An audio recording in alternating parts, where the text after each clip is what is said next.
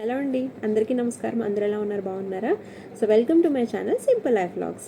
So ఈ రోజు అయితే నేను మీ ముందుకి హిందూ పురాణాల నుంచి మరొక కొత్త ఇంట్రెస్టింగ్ స్టోరీ అయితే వచ్చేసాను. సో ఆల్రెడీ thumbnail చూశారు కదా. సో స్టోరీ దేని గురించి అనేది మీకు అర్థమైపోయి ఉంటుంది. సో ఎవరైతే కనుక మన ఛానల్ని ఫస్ట్ టైం విజిట్ చేసి చూస్తున్నారో సో ఈ వీడియోతో పాటు ప్రీవియస్ వీడియోస్ చూడడానికి కూడా ట్రై చేయండి. ఎందుకంటే మనం పెట్టేటువంటి వీడియోస్లో బ్యాక్గ్రౌండ్ కొంచెం అర్థం చేసుకోవాలి అనుకుంటే కనుక ప్రీవియస్ వీడియోస్ అనేవి యూజ్ అవుతాయి. Thank you. సో లేదంటే టుడేస్ వీడియోలోకి వెళ్ళిపోదామా? సో పూర్వం కైలాస పర్వతం గురించి వర్ణిస్తూ ఉన్నారనమాట. కైలాస పర్వతం మీద నుంచి ప్రకాశం అనేది, ఒక వెలుగు అనేది ఎంత బాగా బయటకు వస్తుంది అంటే అది సూర్యుని కూడా గుడ్డివాడిని చేసేలాగా ఉందన్నమాట. అంటే అంతటి వేడి, అలాగే అంతటి వెలుగు అనేది వస్తూ ఉంది. అయితే ఇదంతా కూడా పర్వతంలో నుంచి రావట్లేదు, పర్వతం మీద ఆసీనులైనటువంటి భగవంతుని దగ్గర నుంచి వస్తుందన్నమాట. సో కైలాస పర్వతం మీద మహాదేవుడు ఉంటారు కదా, ఆయన యొక్క చర్మం యొక్క సూక్ష్మ రంధ్రాల నుంచి, ప్రతి రంధ్రంలో నుంచి కూడా వెలుగు, వేడి అనేది బయటకు వస్తూ ఉంది.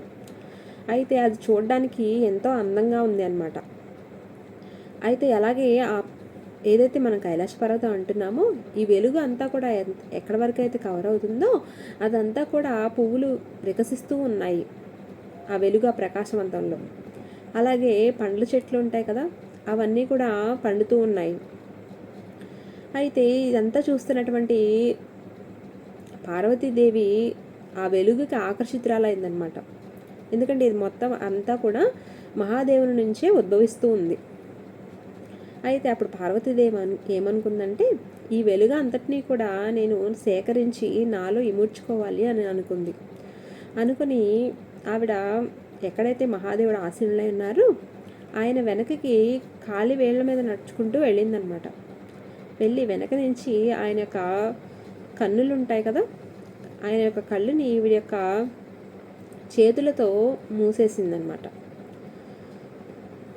అయితే ఒక్కసారిగా బ్రహ్మాండం మొత్తం కూడా వెలుగు తగ్గిపోయినట్టుగా అనిపించింది. ఎందుకంటే ఇది మొత్తం కూడా మహాదేవుడి నుంచే కదా బయటకు వస్తుంది. ఆయన కళ్ళు మూసేటప్పటికి కొంత వెలుగు అనేది తగ్గినట్టుగా అనిపించింది. అయితే ఇక్కడ ఏం జరిగిందంటే, ఆవిడ యొక్క చేతులు ఎప్పుడైతే మూసిందో, మనం గట్టిగా ఏదైనా హోల్ చేస్తే కనుక చెమటలాగా పడుతుంది కదా. సో అలాగే ఇక్కడ కూడా ఆవిడ చేతుల్లో చెమట కిందకి ఒక డ్రాప్ లాగా పడిందనమాట. ఆ బిందువు భూమి మీద పడి అందులో నుంచి, అంటే ఒక ఎగ్ అనేది ఎట్లయితే ఫర్టిలైజ్ అవుతుందో అదేవిధంగా ఆ నీటి చుక్క కింద పడి దానిలో నుంచి బబుల్స్ రావడం స్టార్ట్ అయ్యాయి అన్నమాట. వచ్చిన తర్వాత అందులో నుంచి ఒక అంధకారమైనటువంటి స్వరూపం అయితే బయటపడింది. అయితే ఆ స్వరూపం చూసి పార్వతీదేవికి అయితే అర్థం కాలేదు ఎవరితడు అని. ఎందుకంటే అక్కడ స్వరూపం ఏదైతే వచ్చిందో అది మగపిల్లవాడే స్వరూపం అన్నమాట. అయితే అప్పుడు మహాదేవుడు ఇతను మన కుమారుడు అని చెప్పారు. అయితే పార్వతీదేవికి ఏమీ అర్థం కాలేదు, ఎలా ఒక మగబిడ్డకి మనం జన్మనిచ్చామనేది ఆవిడకి అర్థం కాలేదన్నమాట. అప్పుడు మహాదేవుడు చెప్తున్నారు, ఈ బిడ్డ జన్మించడానికి కావాల్సినటువంటి పరిస్థితి అంతా కూడా నీవు నా కన్నులను మూసినప్పుడు ఏర్పడింది. నాలో ఉన్నటువంటి ఆ వేడి, అలాగే నీ చేతుల్లో ఉన్నటువంటి ఆ నీరు ఏదైతే కలిసి ఒక బిడ్డకైతే జన్మనిచ్చాయి అని చెప్పారనమాట. అయితే ఆ బిడ్డ చూడ్డానికి ఎలా ఉన్నాడు అంటే నల్లటి ఆకారంలో ఉన్నారు. మొత్తం మనకి చర్మం అంతా కూడా నలుపు రంగులో ఉంది. అలాగే ఆ బిడ్డవాడు పుట్టడంతోనే గురుడివాడనమాట. అతనికి దృష్టిలోపం అయితే ఉంది. అయితే అప్పుడు మహాదేవుడు ఏం చెప్తున్నారంటే, ఈ ఒక బిడ్డ కోసం ఒక రాక్షసుడు కొన్ని సంవత్సరాల నుంచి తపస్సు చేస్తూ ఉన్నాడు. ఆ తపస్సు కూడా కఠోరమైన తపస్సు అనమాట. అతని తపస్సుకి కారణం ఏంటంటే అతనికి సంతానం కావాలి. ఒక మగబిడ్డ కోసం అతడు తపస్సు చేస్తూ ఉన్నాడు. అయితే అతని తపస్సు వల్ల శివుడు కూడా సంతృప్తి చెందాడనమాట. అయితే ఇప్పుడు మనకి జన్మించినటువంటి ఈ బిడ్డని మనం ఆ దైత్యుడికి ఇద్దాము అని చెప్పేసి పార్వతీదేవితో అన్నారు.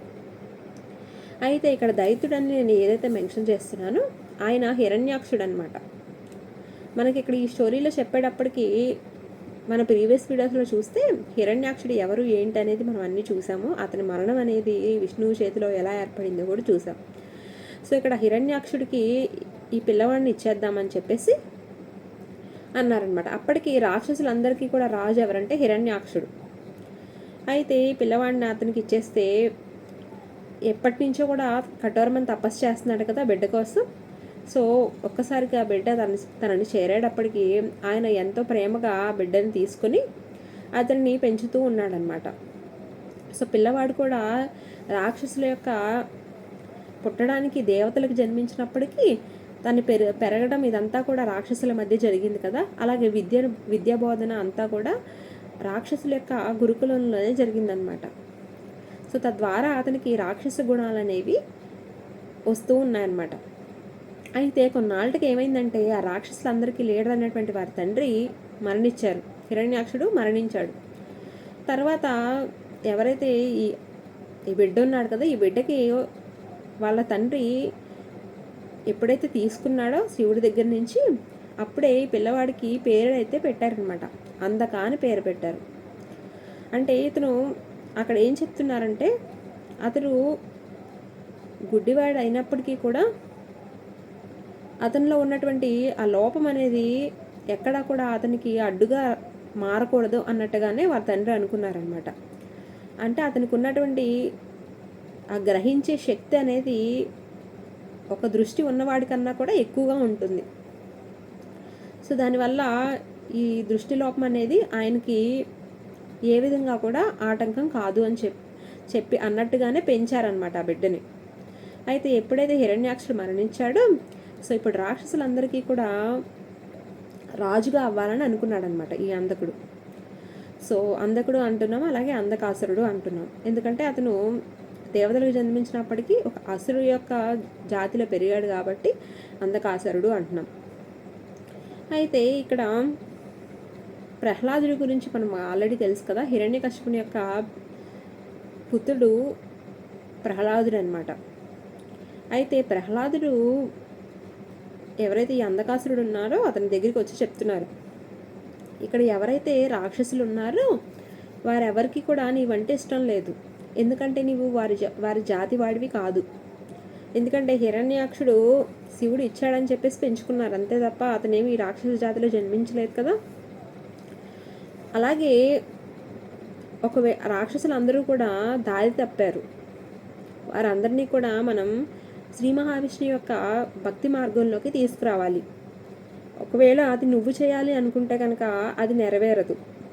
ఎందుకంటే ఆల్రెడీ రాక్షసులందరూ కూడా అతని మీద కోపంతోనే ఉన్నారు. అంటే అతని మాట వినాలని ఎవరికి అంటే అయిష్టతోనే ఉన్నారు, కానీ అంత విల్లింగ్నెస్తో అయితే ఎవరూ లేరనమాట. సో దీనివల్ల ఇప్పుడు నీవే కనుక మళ్ళీ రాక్షసుల యొక్క రాజుగా ఉంటే వాళ్ళలో ఎటువంటి మార్పు రాదు. కాబట్టి సింహాసనాన్ని నేను అధిరోహిస్తాను, నేను రాక్షసులందరినీ మంచి మార్గంలోకి తీసుకొస్తానని చెప్పేసి ప్రహ్లాదుడు అంటున్నాడు అనమాట. అయితే ఇదంతా చూస్తున్నటువంటి అంధకాసురుడికి మాత్రం ఆయనకి ఆ రాక్షసులు అంటే అతన్ని ఎందుకు అంగీకరించట్లేదో ఈయన ఊహించుకుంటున్నాడు అనమాట. అతను జన్మాంతం దృష్టిలోపం వల్ల ఉన్నాడు కదా. సో అతనికి ఎటువంటి శక్తులు ఉన్నప్పటికీ కూడా రాక్షసులందరూ కూడా అతనికి చూపు లేదన్నది ఒక్కటే పెద్ద విషయంగా చేసి అతనిని రాజుగా చేయాలని అనుకోవట్లేదేమో అని అనుకున్నాడు అనమాట. అయితే ఇంకా ఈ ప్రహ్లాదుడి మాటలు కూడా ఎలా అనిపించాయంటే తన మీద జాలి చూపిస్తున్నాడేమో అని అనిపించింది అనమాట అంధకాసురుడికి. సో అప్పుడు ఏం చేశాడంటే అతను వెళ్ళిపోయాడు, అక్కడి నుంచి అడవులకు వెళ్ళిపోయాడు అనమాట. వెళ్ళిపోయి ఇక తపస్సు చేయడం మొదలుపెట్టాడు. ఇక్కడ మనం చూస్తే కనుక ఇతను శివపార్వతులకి జన్మించినటువంటి బిడ్డ కదా. ఎప్పుడైతే హిరణ్యాక్షుడు ఈ బిడ్డని తీసుకుంటాడో అప్పుడు అతను ఒకటైతే డిసైడ్ అవుతాడనమాట. అదేంటంటే ఈ బిడ్డ యొక్క జన్మరహస్యం అనేది, అంటే అతని యొక్క తల్లిదండ్రులు ఎవరు అనేది నేను నా బిడ్డకి చెప్పను అని చెప్పేసి ఆయన అనుకుంటాడు. అలాగే తను మరణించే ముందు కూడా మిగిలిన రాక్షసులందరికీ కూడా చెప్తాడనమాట. మీరెప్పటికీ కూడా ఈ బిడ్డ యొక్క అసలైన తల్లిదండ్రులు ఎవరు అనేది మీరు మీరు చెప్పకూడదు అని చెప్తారు. అయితే ఆ రాక్షసులు కూడా అతను వారి జాతికి ఆడు అని తెలిసినప్పటికీ కూడా అది అతని యొక్క తల్లిదండ్రులు ఎవరు అనేది అది రివీల్ చేయరన్నమాట అంధకాసురుడికి.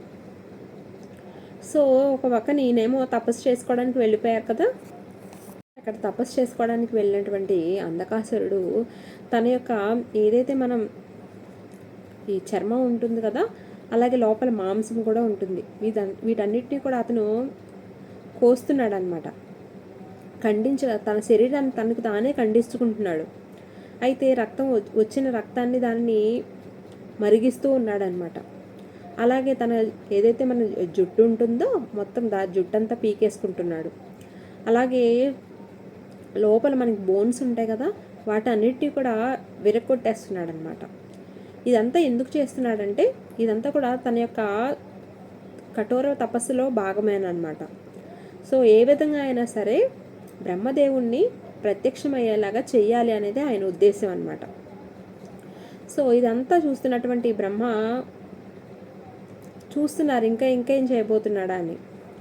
అయితే తన యొక్క కఠోరమైన దీక్షకి వీటన్నిటితో పాటు అతని యొక్క నీడ ఏదైతే ఉందో అది బ్రహ్మాండం మొత్తం కూడా ఒక శ్లేషంలాగా వ్యాప్తి చెందుతూ ఉందన్నమాట. ఇక బ్రహ్మాండం మొత్తం కూడా అతను నార్మల్గానే అంధకారంగా ఉంటాడు కదా, సో తన యొక్క అంధకారంతో బ్రహ్మాండం మొత్తం కూడా నింపేస్తున్నాడు అనమాట. ఎక్కడ చూసినా కూడా చీకటమయం అయిపోతుంది. అయితే అప్పుడు బ్రహ్మదేవుడు ఇదంతా చూసి ఆయనకి కోపం వచ్చి, చాలు ఇంకా ఆపు, నీవు నీ యొక్క అంధకారంతో మమ్మల్ని ఉక్కిరి బిక్కిరి చేస్తున్నావు అని చెప్పేసి గట్టిగా అరిచారనమాట.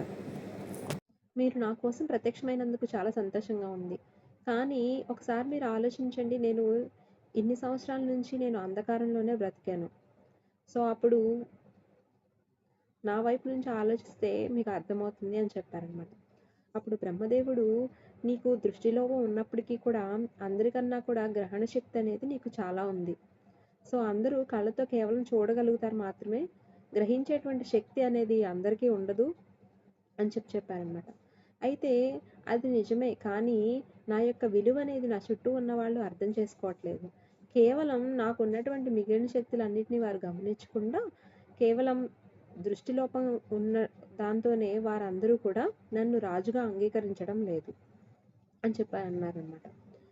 అప్పుడు అలాగే ఏదేమైనప్పటికీ కూడా నాకు ఏ లోపం లేకుండా నేను ఉండాలి, కాబట్టి నా యొక్క కఠోర తపస్సుకి మీరు నాకు వరాన్ని అయితే ప్రసాదించాలి, నేను 2 వరాలను అయితే కోరుకుంటాను అని చెప్పారనమాట.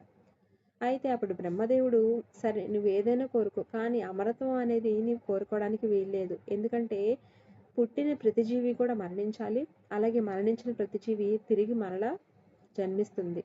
సో ఇది సృష్టి యొక్క ధర్మం, కాబట్టి నీవు అమరత్వాన్ని అయితే కోరుకోకూడదని చెప్పారు. అయితే అప్పుడు అంధకాసురుడు మొదటి వరం ఏంటంటే నాకు తిరిగి చూపు అనేది రావాలి, అండ్ రెండవది ఏంటంటే మీరు పూర్వం ఒక స్త్రీని మోహించడం వల్ల శివుని చేతిలో మీ యొక్క 5వ తలనైతే పోగొట్టుకున్నారు అని చెప్పేసి అన్నారనమాట. అయితే అది విన్నటువంటి బ్రహ్మదేవుడు సైలెంట్గా ఉండిపోయారు, కానీ ఆయనకి మనసులో ఒక కంగారుగా అయితే అనిపించింది అనమాట. అతనికి పూర్వం జరిగినటువంటి ఆ అవమానాన్ని తలుచుకుని ఆయన కొంత భయం అయితే పడ్డారు. అయితే ఇక్కడ ఏం జరిగిందంటే పూర్వం శతరూప అనేటువంటి కుమార్తెను చూసి ఆయన మోహించారనమాట. స్వయంగా తనకి కూతురు వరుస అవుతుంది, అయినప్పటికీ కూడా ఆవిడను బ్రహ్మదేవుడు కామంతో చూడడం వల్ల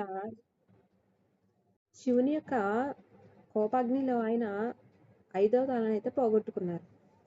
సో అది మళ్ళీ అంధకాసురుడు గుర్తు చేసేటప్పటికి ఆయన యొక్క తలలన్నీ కూడా అదిరినట్టుగా అయ్యాయి అన్నమాట. అయితే అప్పుడు అంధకాసురుడు ఏమంటున్నారంటే, సో ఇప్పుడు మీరు ఏ విధంగా చేశారో నేను కూడా అటువంటి వరాన్నే కోరుకుంటున్నాను. అదేంటంటే నా యొక్క మరణం అనేది ఎప్పుడు సంభవిస్తుందంటే నేను ఒక స్త్రీని మోహించినప్పుడు, అలాగే ఆ స్త్రీని మోహించడం అనేది అది ఎట్లా ఉండాలంటే సరైనది కాకుండా ఉండాలి. అంటే అది సృష్టికి విరుద్ధంగా ఉన్నప్పుడు అప్పుడు మాత్రమే నాకు మరణం అనేది సంభవిస్తుంది అని చెప్పారనమాట. అయితే అప్పుడు బ్రహ్మదేవుడు సరే తథాస్తు అన్నారు. అలా అని తన కమండలో ఉన్నటువంటి నీరుని అతని మీద చల్లారనమాట. అయితే అప్పుడు అంధకాసురుడికి చూపు అయితే ప్రాప్తించింది. అలాగే అతని రెండో వరం అనేది ఎలా రియలైజ్ అవుతుంది అనేది మనం నెక్స్ట్ పార్ట్లో అయితే చూద్దాం. సో ఇక్కడ వరం అయితే వచ్చింది కదా రాక్షసుడికి. ఆ పైన అతను ఏం చేయబోతున్నాడు ఏంటి అనేది మనం పార్ట్ 2లో అయితే చూద్దాం. సో ఇప్పటి వరకు అయితే కనుక మీకు ఇంట్రెస్టింగ్గా అనిపిస్తే తప్పకుండా వీడియోని లైక్ చేయండి. అలాగే ఛానల్ని సబ్స్క్రైబ్ చేసుకోండి. Thanks for watching.